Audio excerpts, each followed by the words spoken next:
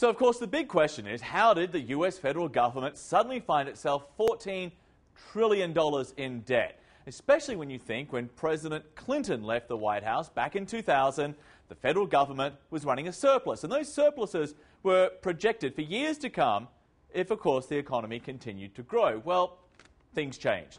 President George W. Bush came in, and he brought in with him some new spending priorities, from lowest to highest. Now, this is for his budgets from 2002, which is when his first budget kicked in, all the way to 2009.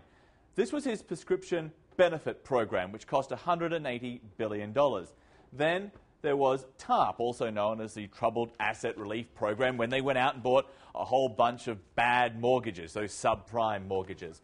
Then there was an increase in discretionary non-defense expenditure of $600 billion. And then there was President Bush's own stimulus program. Of course, in 2008, the economy stalled, and President Bush spent a lot of money trying to keep the economy going. That was $773 billion. So far, though, take a look at this. It's all pretty small beer until you get to the big kahuna, defense. Massive increase in defense expenditure, almost $1.5 trillion. This includes two wars, though, the wars in Iraq and the war in Afghanistan.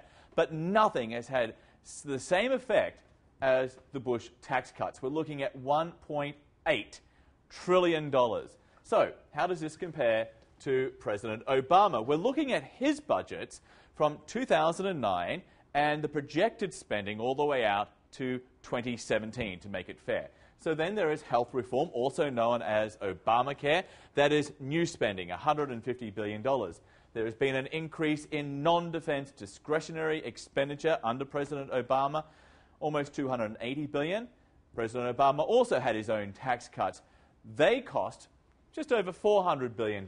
And then there was another stimulus package. This was just over $700 billion as well. Now, how do the two presidents match up against their costs of new policies? Well, the gigantic total for President George W. Bush, just over $5 trillion. That is new spending during his term in office.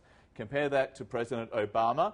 Projected new spending from 2009 to 2017, assuming there is no more spending, almost $1.5 trillion. What this shows is, yes, there was a lot of spending under President Bush. Yes, there has been a lot of spending under President Obama. And this debt crisis has been years in the making.